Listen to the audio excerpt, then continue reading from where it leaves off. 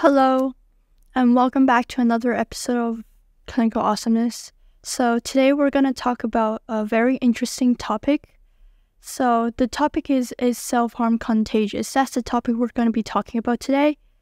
So first of all, I would like to say that I don't have a script here, so I'll be going completely off my opinions and only like a little bit of research I did, but it's mostly my opinions. So I really hope that you would just take this as like a thought, as something that you might think about, maybe consider, because we're talking about like a science here.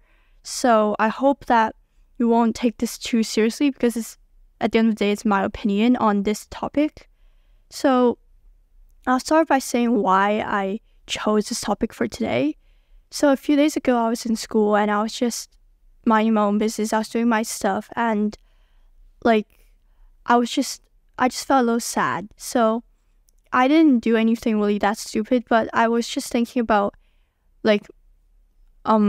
because if you know me well, you know I've had like a history of like being really sad, a history of depression, but now it's gotten a lot better, which is a good thing. But I was talking to a teacher and she just told me, oh, like self-harm is contagious. And I was thinking about it, and I've never really thought about it that way. I've never really considered what it's like for it to be contagious in a way. I've never thought of it as a contagious factor. I've never thought of self-harm being contagious in any way. I just thought people were, maybe it's like it's maybe a social norm or something at this point. It's so common, but I never thought that seeing someone with scars, seeing someone with cuts might cause another person to feel a similar way. So I never thought about that. And that really made me start thinking about it. I was like, oh, maybe it is contagious. Maybe it is contagious to some degree. So today, that's what we're going to be talking about. So first of all, I'm going to start with a study by the University of Ottawa. So they were investigating how self-harm is socially contagious, I guess. So we're going to be talking and evaluating this research study, I guess. I have a little bit of notes I wrote right here. So first of all, the study was carried out in Canada, and they were looking through non-suicidal self-injury. So it does not count if you're trying to take your life and injuring yourself when you're trying to take your life. That is not the point of the study. It's not investigating that. It's investigating non-suicidal self-injury, and it investigated 1,400 teenagers from Canada. And so they focus on a question, which is, has a friend of yours ever hurt themselves without the intention to die? So that's what they asked those 1,400 teenagers from Canada. They asked them, if has a friend of yours ever hurt themselves without the intention to die? Because they have to kind of like filter out the ones that do have an intention to die, because that's different, right? That's more serious to another degree, and it's not really I get why they didn't include it in the investigation, because it would possibly change the result, because it's non-suicidal self-injury and suicidal self-injury is very different. It's different levels of, I'm not saying they're not serious, but one of them's not as serious as the other, but I'm just saying they're both very serious, but serious to a different degree. So apparently, not apparently, but this study yielded some very interesting results. So people that say yes to the question of, has a friend of yours ever hurt themselves with the intention to die, were 2 or 3 times more likely to say themselves yes to the question of if they themselves had experience with non-suicidal self-injury. So that's a very interesting part, because 2 or 3 times more is quite a lot more it's quite a lot more. And this research study is very scientific. It's got a lot of it's done in controlled conditions. So it was 1,400 teenagers from the same area, so they weren't investigating different people from different areas, and they were all 14 to 17, I think. or around that age group. So they were all teenagers around the same age group, not older, not adults. So, because some people think like 19-year-olds are still teenagers, which I do get that. But personally, I think they still are. But the teenagers we're talking about are minors. They're not adults. So they were 2 or 3 times more likely to say yes to a question that were asked if they had engaged in non-suicidal self-injury after they were asked if a friend of theirs have hurt themselves without the intention to die, which is basically the same thing as non-suicidal self-injury. So this is very concerning, as it means that it's basically evidence that self-harm is contagious, that when you hear about it from a friend or when you see it on your friend's arm or their legs or wherever, or on their waist or something, they have a higher chance of engaging in it themselves. And there's a lot of reasons why they might engage in it themselves. It might be because they want to try out themselves. They want to see, what do they get from it? I don't understand it. Like, I want to try. Or they might relapse. Like, they might have done it before and thought like, oh, maybe I should try this again. Because maybe I didn't yield the results they wanted before, and now they want to try again. Or it might just be like a sudden thought, like, so it depends if the person has done it before, if they have done it, or they hadn't done it before. So this research study, so now I'm going to talk about the problems of this research study. It doesn't talk about if the person that has hurt their friend that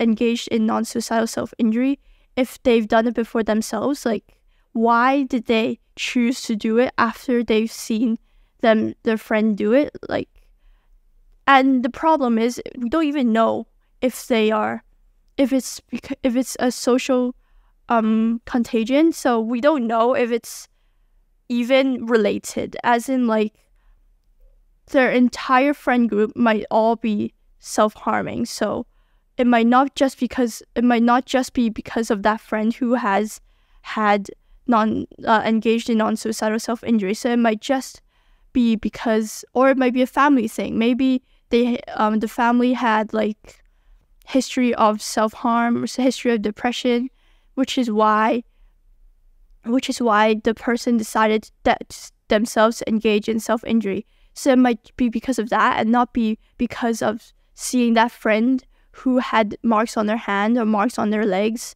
or something like that. So it doesn't say whether or not the person was influenced by that person at all. It just says that if they answer yes to the first question, they're 2 or 3 times more likely to say yes to the second question, which was if they themselves had engaged in self-injury, non-suicidal self-injury, sorry. So it doesn't really say why. It doesn't say if it's their first time or the second time.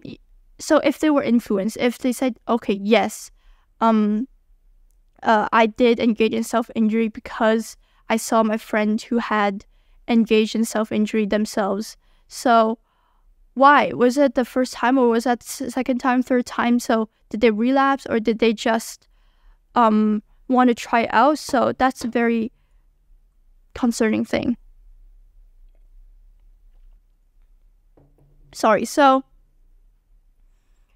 this is a huge example of peer pressure. Talking about if it's socially contagious, it also talks about peer pressure, because it also applies. People think peer pressure only applies to like bad habits, but also applies to good habits. That's my personal opinion. I think peer pressure is just a lot of people engaging in some kind of behavior or talking about some type of behavior which would influence someone else to engage in that behavior themselves. So that could be like drinking, smoking, bullying others, which is very common. But it can also be good habits like studying, doing sports, or for me, like podcasting. So it can be good and bad habits both at the same time. So now I want to talk about some other problems with this research study. The data is of 2014. 2014 is relatively, I wouldn't say it's relatively far away, because it's not. It feels really close away, but when I think about it, it's almost like 11 years away. It's 10 years away, 2014, but it's nearly 2025 now. So it's almost 11 years away. So it's a long time for it's a long time for a lot of like social norms to change, a lot of social factors to change, and a lot of different factors that can influence how people think about it. Because I know, like, maybe 100 years ago, maybe self-harm wasn't that prominent, it wasn't that common in a lot of places, and so it's very common now. I would say even in my school, even on the streets, I can see people with like scars, and I've been in hospital myself, so I know that I've seen a lot of people with those scars. I've seen a lot of people with the history of self-harm. So just talking about that, 2014, that I would be more comfortable talking about this if the data was more closer to 2024. So if it was done post 2020, I would be more comfortable with talking about data like that. But 2014, it's still relatively good data. It's still very nice data to go off on. And another problem is the sample size. So it's 1,400 teenagers, that all from Canada. This both gives a good result. This is a good factor and also a bad factor, because good as in it talks about how it's very focused on demographic of people in Canada, teenagers in Canada, specifically in Ontario. But it's also not very, it doesn't talk about self-harm internationally or self-harm as a social factor or as a social contagion internationally. So it might be different in Hong Kong, it might be different in the US, it might be different in China or in India or in Europe or different countries worldwide. There would be different factors that influence if self-harm is socially contagious. So lastly, I'll talk about the second study, which is very, very extremely similar to the first study. It's also done in Canada. However, it was for teenagers 14 to 17. And it asked them if in the past 12 months, did any of your friends deliberately harm themselves to take their lives, but or if they tried themselves. So the answers and what they resulted in is a 3-to-1 ratio, where women were 3 times more likely to say yes than it was for men. Men 3 times more likely for women to say yes to that question. The question of in the past 12 months, did any of your friends deliberately harm themselves without the intention to take their lives? So this shows that not only is it very popular for teenagers to engage in this type of self-destructive behavior, but also especially for women and girls, it is very common for girls, I think, to engage in this behavior. However, it is also very common for men to take their own lives. So this is a very interesting topic, but I'll talk about it for another day. Is that the gender difference between people that want to take their lives and successfully takes their lives, and for people that successfully took their lives, and for people that engage in self-injury. Because women are more women have a high rate of women that engage in self-harm, but there's also a high rate in men that successfully take their lives. So this is a very interesting topic to talk about. So that's it for today. That's the 2 studies I was going to talk about, and I evaluated both of them. But I would like to talk about my own opinion for a bit. So I would say, personally, if you ask me if it's contagious, I never really, for me, it's not. Like, for me, just personally for me, myself, not my opinion, but for me, when I see other people, I don't think it's socially contagious because it doesn't have an impact on me. It personally doesn't have that big of an impact on me. If I had to engage in that behavior, I would have made up my mind before I saw that person's scars, or before I had that knowledge that they were engaging in self-destructive behavior. So I wouldn't say it would impact me that much. However, if you ask me if it's socially contagious as a whole, I would say yes, because I understand that a lot of people would feel the need to fit in, or feel like because at this point it's almost romanticized.